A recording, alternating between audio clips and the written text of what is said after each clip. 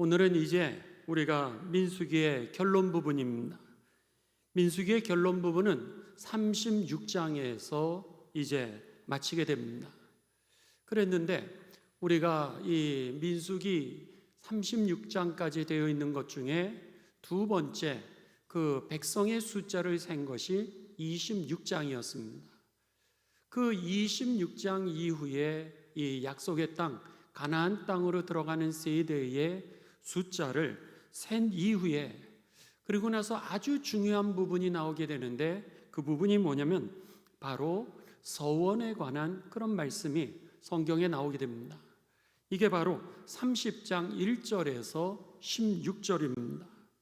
하나님께서 이제 이 서원에 관한 말씀을 주신 이후에 하나님은 반드시 약속을 지키시는 분이라고 하는 사실을 가르쳐 주기 위하여 31장에 보면은요, 하나님의 말씀을 거역하고 거스렀던 미디안에 대하여서 하나님이 심판을 하시고, 그리고 더 나아가서 이제 32장부터 시작해서 35장까지입니다.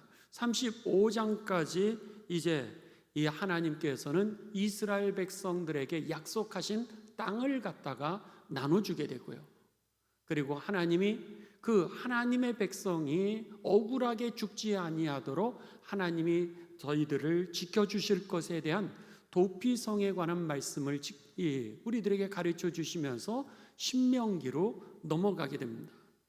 그러니까는 오늘 본문 말씀은 사실은 하나님은 어떤 분이시냐면, 결론을 먼저 말씀드리면은 하나님은 약속을 반드시 지키시는 분이라는 거예요. 여러분 믿습니까? 아멘이시죠? 하나님은 우리들하고 약속하신 것을 반드시 지키시는 하나님이라고 하는 것을 가르쳐 주시면서 오늘 특별히 이 30장의 서원, 여러분들이 하나님 앞에 맹세하는 것에 관한 그 말씀을 우리들에게 주시는데, 약속의 땅 가나안 땅에 들어가는 세대는 어떤 세대여야 되느냐라고 하는 말씀을 가르쳐 주시는 겁니다. 하나님은 약속을 지키시는 분이라면 약속의 땅 가나안 땅에 들어가는 그 하나님의 백성은 반드시 약속을 지키는 백성이어야 된다는 거예요. 이게 바로 이 신명기로 이어지게 되는 그 핵심의 서원에 관한 말씀입니다. 따라서 오늘 우리들은 이 서원에 관한 말씀을 여러분들이 새벽 기도 때 한 장씩 한 장씩 보시면서 이제 세밀하게 보시기도 하시겠지만, 오늘 그런 맥락에서 우리들이 신명기와 연결되는 본문이라 생각을 하시면서 이 오늘 30장을 함께 보시도록 하겠습니다. 여러분, 서원이 뭐죠? 서원? 하나님 앞에 우리가 서원을 하게 됩니다. 그랬을 때 이 서원이라고 하는 것은 쉽게 얘기하면, 하나님, 내가 이번에 이 직장에서 승진하게만 된다면 내가 뭐 하겠습니다. 이런 것들이 서원입니다. 조건을 붙이는 겁니다. 하나님, 이번에 합격만 하게 해주신다면, 하나님, 이번에 내가 정말로 이 거래가 성사가 되게 된다면, 이런 식으로 하나님 앞에 우리들이 뭐 해주신다면 내가 이렇게 하겠습니다. 이것이 바로 서원입니다. 혹은 우리가 조건을 붙이지 않는다 할지라도 우리들이 하나님 앞에서 내가 이것을 절대로 안 하겠습니다. 예를 들면, 하나님, 내가 절대로 이 담배를 끊겠습니다. 내가 이제 이 술을 끊겠습니다. 이런 것들도 일종의 서원이라고 할 수 있는데, 이 성경에서 조금 억지로 이것을 조금 더 세부적으로 나눈다면 조건을 붙여서 하나님께서 이렇게 해주시면 내가 이렇게 반응하겠습니다 라고 하는 것을 서원이라고 그러고요. 그리고 서약이라고 하는 것은 내가 스스로, 하나님, 술을 끊겠습니다. 하나님, 이제는 내가 새벽 기도를 하겠습니다. 하나님, 내가 이제는, 이러면서 하나님과 약속하는 것을 갖다가 서약이다. 스스로 결단하는 것, 하나님과 약속하는 것을 갖다가 이제 서약이다. 그렇게 이야기할 수 있을 겁니다. 그런 면에 있어서 서원과 서약을 굳이 구별을 안 하셔도 내가 하나님과 약속하는 내용이 서원이구나 라고 하는 것을 이제 전제로 하면서 여러분들이 이 서원이 얼마나 중요한 것인지, 그리고 이 서원이 얼마나 정말 하나님 앞에서 우리들에게 해가 될 수 있는지, 지키지 못한다면 이것이 나에게 있어서 정말로 하나님을 모욕하는 것이 되고 또 하나님을 우리가 무시하는 것이 될 수 있다라고 하는 것을 기억하시면서 서원을 한다든지 서약을 하는 데 있어서 아주 신중한 믿음이 되시기를 주님의 이름으로 축원합니다. 자, 여러분들이 생각하셨을 때 성경에 하나님과 서원하는 그런 내용들이 많이 나오죠. 어떤 게 서원인 것 같으세요? 기억나는 거 있으세요? 서원. 한나의 서원 맞습니다. 아주 구약의 대표적으로 하나님과 약속하는, 하나님 이것을 해주신다면 내가 이렇게 하겠습니다 라고 하는 그런 서원이 나오죠. 한나와 엘가나는 이제 제사장의 집안이었습니다. 그랬는데 아기를 갖지는 못하는 거예요. 그러면서 한나가 하나님 앞에 울부짖으며 기도합니다. 그러면서 이제 하나님 앞에 나의 고통을 하나님 돌아보아 주옵소서, 나에게 자녀를 허락해 달라고 이렇게 기도를 합니다. 그러면서 만일 하나님께서 나에게 자녀를 주신다면 제가요 그 자녀의 머리에 삭도를 대지 않겠다는 거예요. 삭도를 대지 않는다라고 하는 얘기는 나시린으로, 하나님의 일꾼으로 이 자녀를 키우겠습니다, 이런 약속입니다. 쉽게 얘기하면 저에게 아들을 주시면은 신학교에 보내서 목사로 세우겠습니다, 이런 약속과 동일한 겁니다. 바로 구약의 사무엘상 1장 11절입니다. 여러분들 한번 찾아보시기 바랍니다.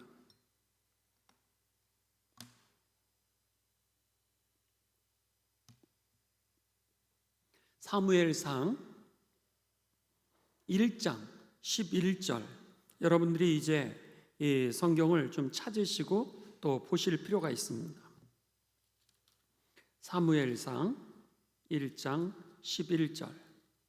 자, 우리 여러분 다 같이 한 목소리로 봉독하십니다. 시작. 서원하여 이르되 만군의 여호와여, 만일 주의 여종의 고통을 돌아보시고 나를 기억하사 주의 여종을 잊지 아니하시고 주의 여종에게 아들을 주시면 내가 그의 평생에 그를 여호와께 드리고 삭도를 그의 머리에 대지 아니하겠나이다. 아멘. 이것이 바로 여러분 이제 이 아주 대표적인 구약에 나타나고 있는 하나님과의 서약의 말씀입니다. 또 여러분 보면은 우리가 서약이 나오는데 창세기에 보면 야곱이 하나님하고 서약을 하게 됩니다. 창세기 28장 20절에서 22절에 보게 되면은요, 이 야곱이 그가 하나님하고 맹세를 하게 됩니다. 야곱에게는 12아들이 있게 되죠. 나중에 훗날에 12지파의 아버지가 됩니다. 자, 그가 이제 하나님의 축복을 받기 전에 형의 장자권 에서의 축복받을 권한을 그가 몰래 아버지를 속여서 그 장자의 축복을 받고, 형이 그 사실을 알고 그를 갖다 잡아 죽이려고 그럴 때 그것이 무서워서 삼촌 라반의 집으로 이제 그가 하란으로 도망을 가게 됩니다. 그랬을 때 그가 어느 날 밤을 맞이하게 되고 돌베개를 베고자 할 때에 하나님에게 이런 서약을 하게 됩니다.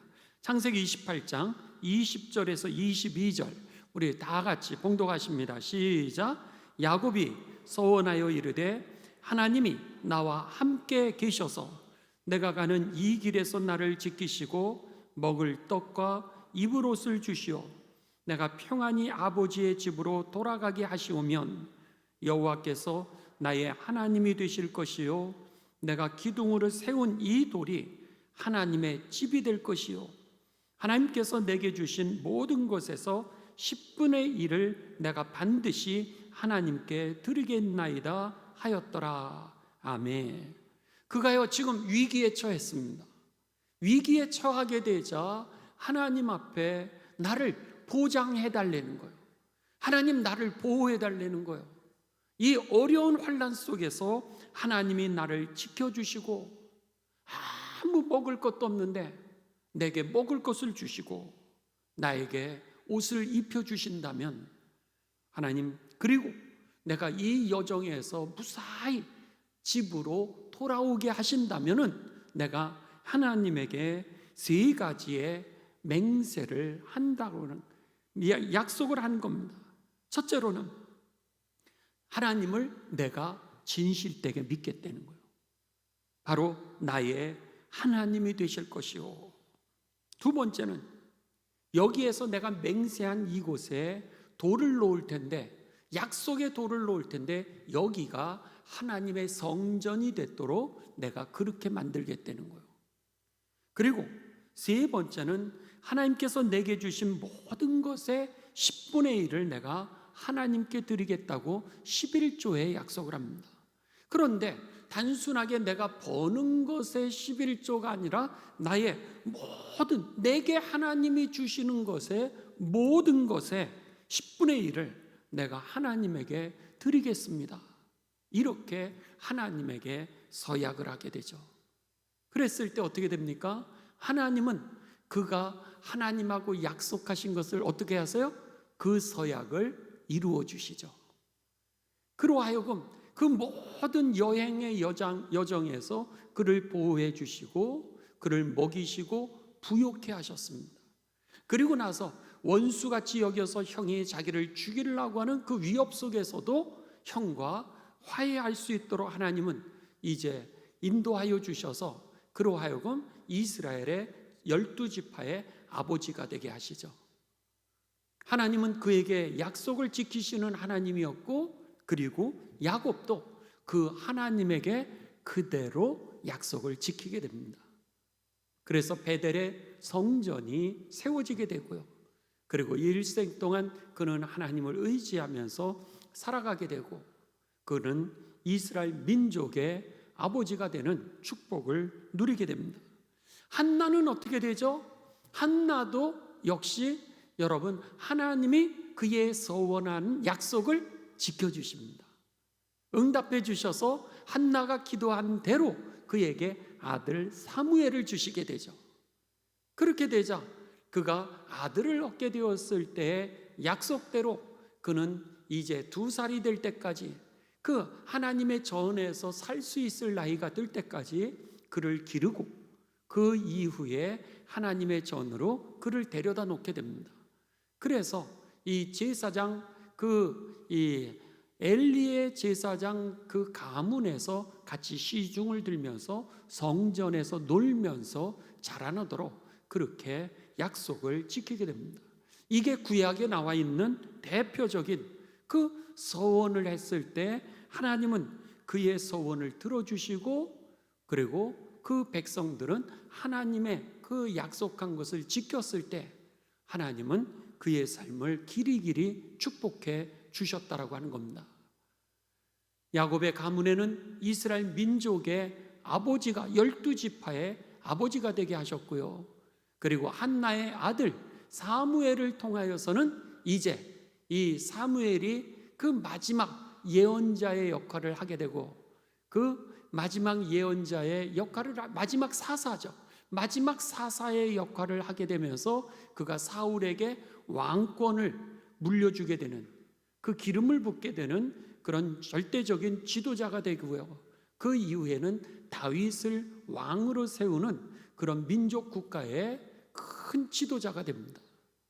약속을 지키시는 하나님, 그리고 그 약속에 약속한 것을 지켰을 때 하나님은 그 가정과 가문을 축복하신 것처럼 바로 저와 여러분이 그런 가정, 그런 가문, 그런 믿음이 되시기를 주님의 이름으로 축원합니다. 그래서 지금 민수기에서 아주 중요한 이 부분은 뭐냐면 서원을 반드시 지키라는 거예요. 하나님은 약속을 지키시는 하나님이기 때문에 너희가 들어갈 그 새 땅은 그 약속을 지키시는 하나님이 다스리는 땅이 되어야 되는데 너희도 마찬가지로 하나님 앞에 약속을 지켜야 할지니라 라고 하는 것이 바로 이 서원에 관한 이 신명기와 민수기를 연결해 주고 있는 아주 중요한 본문이라고 하는 것입니다. 자, 그러면은 오늘 본문을 여러분 조금 더 우리들이 세밀하게 보도록 하겠습니다. 자, 30장 우리 같이 보십니다. 민수기 30장으로 갑니다. 2절부터 이렇게 제가 하나씩 보도록 하겠습니다. 사람이 여호와께 서원하였거나 결심하고 서약하였으면 그 앞에 서원이라고 하는 것은 하나님 나에게 이것을 해주시면 조건부로 내가 이렇게 하겠습니다 라고 하는 게 서원이고, 결심하고 서약하였으면 내가 결심하고 하나님과 약속한 그런 내가 담배를 끊겠습니다. 예를 들면 그 스스로 하나님과 약속하는 것들입니다. 깨트리지 말고 그가 입으로 말한 대로 다 이행할 것이니라. 자, 결론을 먼저 얘기를 하고요. 3절부터는 케이스를 얘기합니다. 이 어떤 경우냐? 예를 들면 여자가 만일 어려서 어린아이들이 맹세하는 겁니다. 예를 들면 아이들이요, 시장에 갔습니다. 놀이터라든지 아니면 장난감 가게를 갔어요. 그럼 부모님들에게 뭐라 그래? 저 인형 하나만 사주면 내가 뭐 하겠다, 이런 약속드립니다. 아니면 요즘은 초등학생들이 여러분 이런 얘기도 하잖아요. 뭐 초등학교 3학년이 됐는데 이 좋아하는 여학생이 있는 거예요. 나 쟤하고 결혼시켜 달라고. 내가 이번에 1등하면 쟤하고 결혼하겠다고.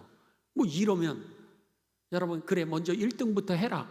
부모님이 그렇게 얘기를 하고 웃고 넘어갈 수 있지만, 아무튼 이렇게 여기에서 보면은 여자가 만일 어려서 그 아버지의 집에 있을 때 여호와께 서원한 일이 있다 하자, 그런 겁니다. 스스로 결심하려고 한 일이 있다고 하자. 그럴 경우는 어떻게 할 것이냐? 4절, 그의 아버지가 그의 서원이나 그가 결심한 서약을 듣고도 그에게 아무 말이 없으면 그의 모든 서원을 행할 것이요. 왜냐하면 자녀에 대한 여러분 그 책임권이 누구에게 있냐면 지금 아버지에게 있기 때문에, 철딱선이 없는 그 자녀는 그것을 책임질 수 없기 때문에 아버지가 그것을 갖다가 책임을 지게 했다라고 하는 겁니다. 그런데 그 아버지도 아들 초등학교 3학년하고 똑같아서 그래 너 장가 가라, 그 집 가문은 어떤 집이냐, 이렇게 물었다면은 여러분 그대로 할 수 있다라고 하는 겁니다. 왜? 아버지가 책임지는 거니까. 그런데 아버지가 만일 안 된다고 하면 4절입니다. 그의 아버지가 그의 서원이나 그가 결심한 서약을 듣고도 그에게 아무 말이 없으면 그의 모든 서원을 행할 것이요 그가 결심한 서약을 지킬 것이니라. 그러나 그의 아버지가 그것을 듣는 날에 아니 얘는 무슨 소리냐 그러면서 그 서약을 허락하지 아니하면 그의 서원과 결심한 서약을 이루지 못할 것이니, 그의 아버지가 허락하지 아니하였은즉 하나님께서도 그의 서약을 사하여 주시니라. 없는 거로 인정해 주신다라고 하는 겁니다. 16절입니다. 이번에는 결혼하지 않은 딸입니다. 결혼하지 않은 딸이 먼저 서약을 했어요. 제가 이제 아프리카로 선교사로 가겠습니다. 내가 이제 먼저 하나님하고 약속을 했어요. 그랬는데 어느 날 그가 이 약속을 지키기 전에 결혼을 하고 말았습니다. 그러면은 하나님 앞에 약속은 내가 이 아프리카로 선교사가 되겠다라고 결정을 했는데, 하나님하고 약속을 했는데 남편은 여기에서 살아야 되는 거예요. 가정은 여기서 이루어져야 되는 겁니다. 그랬을 때 가정이 충돌하게 되는 거죠. 하나님하고의 약속은 아프리카 가는 건데 그것은 남편하고 동의가 이루어지지 않은 거죠. 그랬을 경우는 남편의 동의를 얻어야 된다는 거예요. 그렇지 않으면 이 지금 하나님 앞에서의 가정도 하나님이 세우신 가정이기 때문에 오늘 그 권한이 남편에게 있다는 거예요. 질서가 있다는 거죠. 그렇게 해서 가정이 깨지는 것을 하나님은 원치 않으신다라고 하는 겁니다. 자, 6절. 또 혹시 남편을 맞을 때 서원이나 결심한 서약을 경솔하게 그의 입술로 말하였으면 그의 남편이 그것을 듣고 그 듣는 날에 그에게 아무 말이 없으면 동의한 겁니다. 남편이 동의했으면 그 서원을 이행할 것이라 아프리카 가라는 거예요. 그가 결심한 서약을 지킬 것이니라. 그러나 그의 남편이 그것을 듣는 날에 허락하지 않는다면 그 서원과 결심하려고 경솔하게 입술로 말한 서약은 무효가 될 것이니 여호와께서 그가 젊은 날에 부부가 이제 하나가 되어서 가정에서 결정하지 않은 일에 대해서는 하나님이 용서해 주시느니라. 이렇게 여기에 약속이 나와 있습니다. 그러니까 핵심 중에 하나는 하나님의 약속을 지키되 질서 있게 그 하나님의 약속을 이루어 가라라고 그렇게 말씀하고 있는 겁니다. 9절입니다. 이번에는 과부라든지 이혼한 사람입니다. 과부가 하나님 앞에 서약하거나 이혼한 사람이 서약했다면 그는 여러분 독신 아니겠어요? 그랬다면 그가 가정의 가장이 되는 겁니다. 그랬을 경우는 그가 그 스스로 결단하고 하나님하고 약속한 것을 이루어야 된다라고 하는 겁니다. 9절. 과부나 이혼당한 여자의 서원이나 그가 결심한 모든 서약은 이것은 지키라 이렇게 말씀하는 겁니다. 이것은 하나님과 약속한 것이기에 그가 이미 결정할 수 있다라고 하는 것이죠. 10절입니다. 이번에는 부녀입니다. 와이프죠. 결혼한 이후에 서약하는 겁니다. 부녀가 이제 혹시 그 남편의 집에서 서원을 하였다 그럴 경우는 어떻게 할 거냐는 거예요. 결심하고 서약을 하였다고 하면 11절.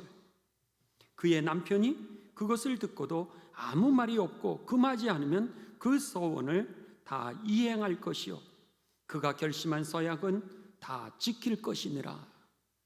그런데 남편이 반대를 하는 겁니다.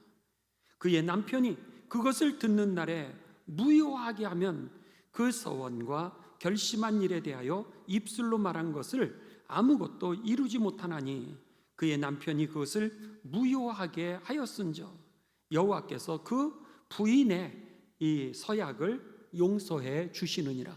역시 하나님은 질서의 하나님이시라고 하는 겁니다.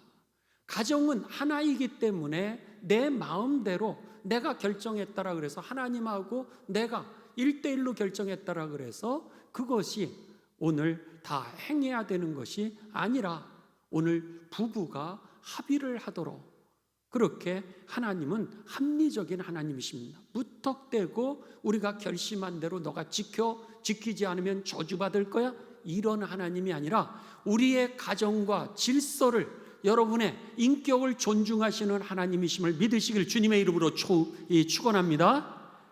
자, 그 다음에 13절입니다.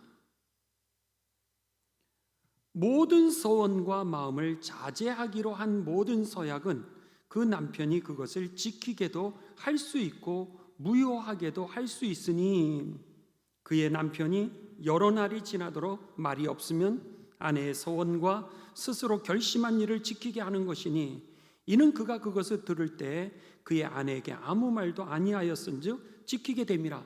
남편이 그것을 동의하면은 그것을 지킬 수 있다는 걸 지금 다시 한번 확인해 주고 있습니다. 그런데 15절. 그러나 그의 남편이 들은 지 얼마 후에 그것을 무효하게 하면 이게 아주 중요한 본문입니다. 남편이 그의 아내의 서약을 듣고 이제 같이 동의를 했었어요. 당신 이번에 아프리카에 가서 헌신하는 거 하나님 앞에 당신이 이제 이 헌물하기로 한 거 같이 동의를 했어요. 그랬는데 나중에 마음이 변했습니다. 마음이 변해서 당신 아프리카 못 가. 당신 하나님 앞에 헌금 못 드려. 이렇게 해서 기분이 좋을 때는 약속을 했는데 나중에 그 마음이 변해가지고 그 서약을 지키지 못하게 되면 그런 케이스입니다.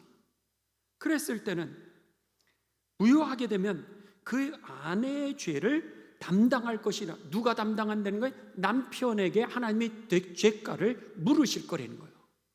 그러니까는 책임 있는 말 한마디가 얼마나 중요한지 하나님이 너희가 말한 대로 내가 행하리라 이렇게 말씀했던 겁니다. 너희가 행한 대로 내가 갚으리라. 그러니 오늘 너가 하나님 앞에서 무슨 얘기를 할지 조심해서 하라는 거예요. 그렇지 아니하면 하나님을 만유리 여기는, 하나님을 이제 소홀히 여기고 무시하고 그 하나님의 영광을 가리우는 것에 대해서는 반드시 하나님이 죄값을 물으리라 이렇게 말씀하는 것이죠. 여러분, 그렇습니다. 오늘 하나님하고의 약속은요 아주 신중하게 하시기를 주님의 이름으로 부탁을 드립니다. 더 나아가서 여러분이 하나님과 약속하는 것이 다른 사람에게도 영향을 미치게 된다고 하는 겁니다. 남편에게도 영향을 미치고 자녀들에게도 영향을 미치게 되는 거예요. 그래서 신학교는 이 신학생 중에서 갈등하는 이 학생들이 많이 있습니다. 왜냐하면 사람들이 혹은 부흥회 때 어느 목사님이 너는 신학해야 돼 이렇게 해서 그를 갖다가 너는 신학해야 될 사람으로 목사님이 지명을 했을 경우 그게 일생 동안 짐이 돼서 억눌려서 있는 사람도 있고요.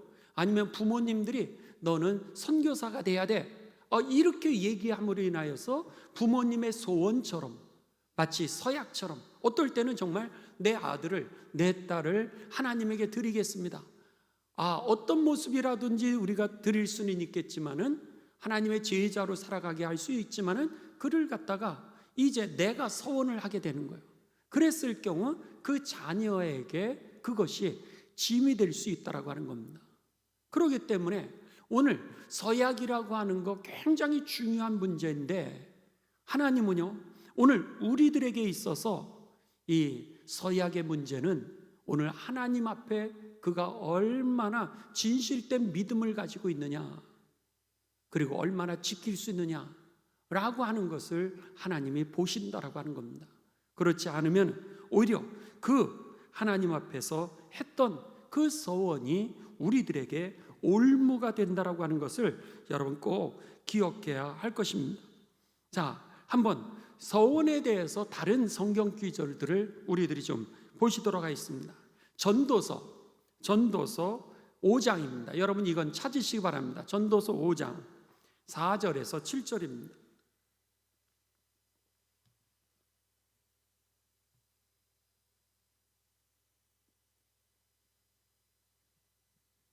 전도서 5장 4절에서 7절.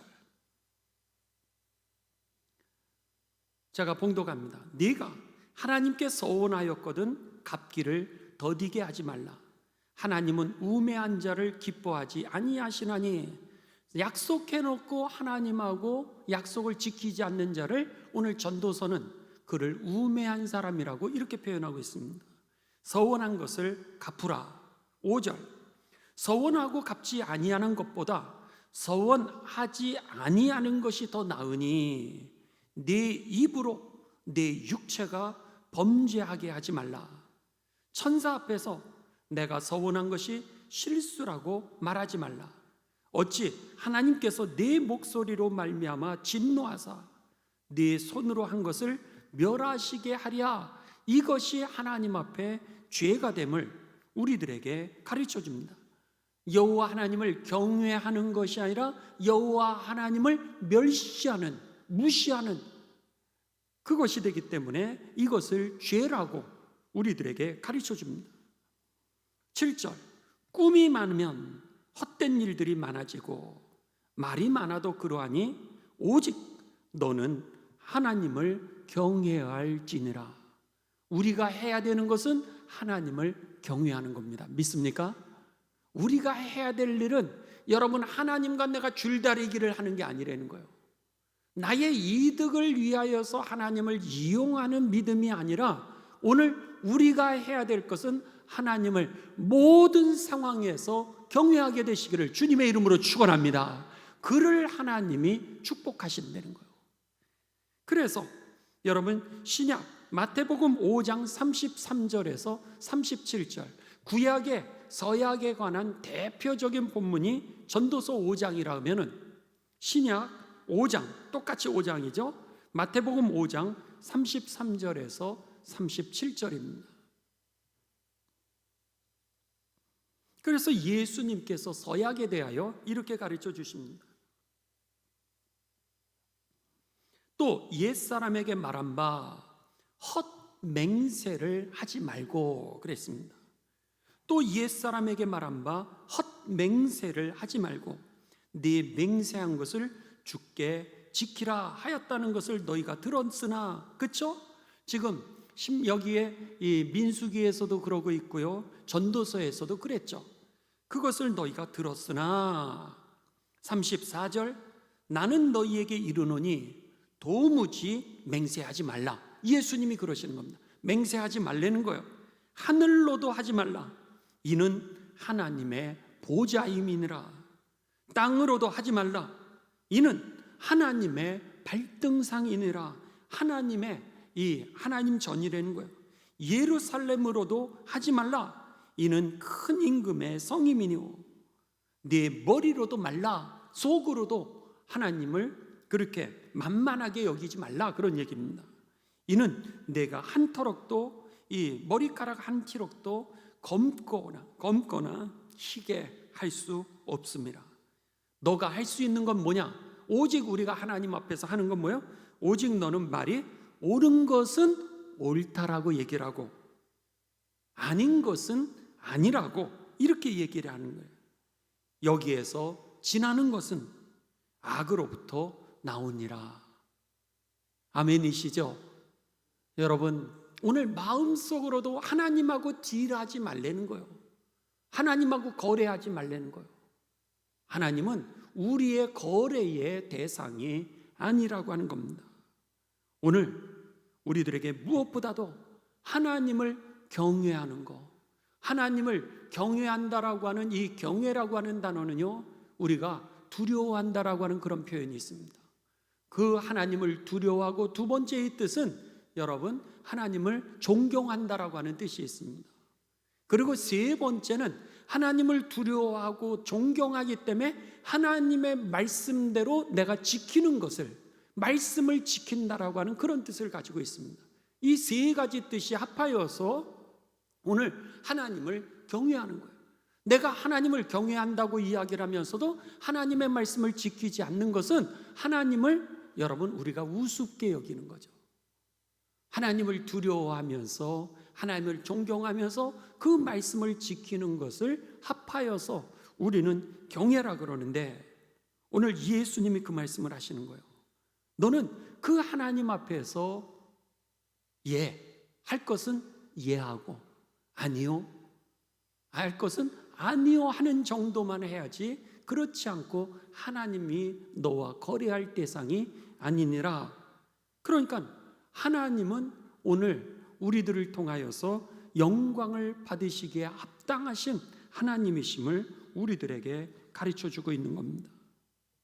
여러분 이 구약에 보면요, 이 구약에 보면 너무나도 가장 가슴 아픈 서약이 하나 나오죠. 가장 가슴 아픈 서약이 뭐죠? 기억나는 거 없으세요? 여러분들이 구약 성경에서 가장 가슴 아픈 서약, 어이없는 서약, 그러면 여러분들 그냥 이렇게 입술로 말하시는 것처럼 입다라고 하는 사사가 하나님, 만일 내가 전쟁에서 나를 승리하게 하신다면, 그런 것이 있죠. 이제 암몬과의 전쟁을 하게 됩니다. 미스바라고 하는 지역에서 암몬하고 전쟁할 때 사사 입다가 하나님에게 이런 거를 이야기하게 됩니다. 하나님, 만일 내가 이 암몬 족속들과 싸워서 이기게 하신다면 내가 전쟁에서 승리하고 돌아올 때 제일 먼저 나를 갖다 마중 나오는 사람을 하나님에게 제물로 드리겠습니다. 그렇게 얘기를 합니다. 아니, 하나님에게 그 일을 제물로 드린다라고 하는 얘기가 어쩌면 우스운 얘기로 할 수도 있었을 겁니다. 그는 이 전쟁에서 꼭 이겨야 되기 때문에 그런 생각도 할 수 있고요, 반대로 내가 이 전쟁에서 이길 수 있을까 의심했을 수도 있을 겁니다. 그러면서 하나님에게 나에게 이 전쟁을 갖다가 이기게 하신다면 내가 전쟁에서 돌아올 때 나를 마중 나오는 제일 첫사람을 하나님에게 올려드리겠다고, 제물로 드리겠다는데, 전쟁에서 딱 이기고 돌아오는데 누가 나와요? 딸이 나오는 거예요. 무남 동녀인데 자기에게는 그 딸 한 명밖에 없는데, 그 딸이 아버지가 전쟁에서 이기니까 너무 행복해가지고 소고를 치면서 막 춤을 추면서 아버지를 향하여서 달려나오는 거예요. 결국 어떻게 돼요? 여러분, 통곡할 수밖에 없었던 거예요. 결국 하나님과 약속했던 그 약속을 어길 수 없기에 그가 그 딸에게 그 얘기를 하게 되었고요, 그 딸은 아버지가 우는데 아버지가 하나님과 약속했으면 그것을 지켜야 되지 않겠냐고 나에게 2달만 시간을 달라고 그러면서 친구들하고 2달 동안 실컷 놀고 옵니다. 그리고 나서 아버지에게 돌아오게 되고, 결국 아버지는 하나님과 약속한 그대로 이 딸을 갖다가 제물로 드리게 되죠. 결국 그 대는 끊어지게 됩니다. 입다의 대는 무남 동녀였기 때문에 더 이상 자손을 번성하지 못하게, 내가 하나님 앞에서 믿음 없이 한 이야기일 수도 있고, 내가 농담으로 할 수 있는 그런 얘기일 수도 있고, 아니면 내가 하나님과 거래를 했던 그런 사건일 수 있는데, 결국은 그는 딸을 잃게 되었고요, 그리고 그의 자손은 대가 끊겨지고 말았습니다. 얼마나 어이없는 그런 서약인지 모릅니다. 오늘 말씀을 여러분 결론을 내립니다. 이제 이스라엘 백성들에게 이 민수기는 백성의 숫자를 센다, 그래서는 민수기, 백성의 숫자를 셌던 기록이라고 하는 제목으로 36장까지 기록이 되어 있습니다. 그 중에 1세대, 출애굽했던 1세대의 숫자를 셌던 것이 민수기 1장이었고요. 그리고 이 두 번째, 이제 약속의 땅 가나안 땅으로 들어가야 되는 세대의 숫자를 센 것이 민수기 26장이었습니다. 25장까지는 이전에 그 출애굽했던 세대들의 삶을 기록하고 있고요, 이제 앞으로 신명기로 들어가면서 모세가 마지막으로 이제 그 들어갈 다음 이 약속의 땅 가나안 땅을 들어갈 그 세대에게 하나님의 약속을 확인시켜 주게 되면서 약속의 땅으로 들어가게 되죠. 그랬을 때 이 약속의 땅에 들어가야 될 세대가 반드시 지켜야 될 게 있다는 거예요. 그게 뭐냐면, 첫째는 하나님이 누구신지를 알아야 된다는 거예요. 하나님은 어떤 분이세요? 반드시 약속을 지키시는 신실한 하나님이시라는 거예요. 그러면은 그 하나님이 하나님의 약속의 땅에 들어갈 그 세대 우리들에게, 하나님의 자녀들에게, 하나님의 백성들이 하나님에게 어떻게 반응하기를 원하시냐는 거예요. 그랬을 때 저와 여러분에게 반응하기를 원하시는 것은 오늘 하나님 앞에 신실한 종들이 되시기를 주님의 이름으로 축원합니다. 하나님을 이용의 도구로 삼는 것이 아니라 하나님을 경외하는 것. 그래서 하나님을 경외하는 가운데 말씀대로 여러분이 따라가고 그 믿음대로 살아냄으로 인하여서 한 명도 빠짐없이 다 약속의 땅에, 오늘 이 신명기 26장에 세웠던 그들이 다 그 약속의 땅에 들어가 하나님이 예비해 주신 그 축복을 누렸던 것처럼 저와 여러분이 그리고 우리의 자손의 만대에 이르기까지 그 복이 이어가게 되실 주님의 이름으로 축원합니다.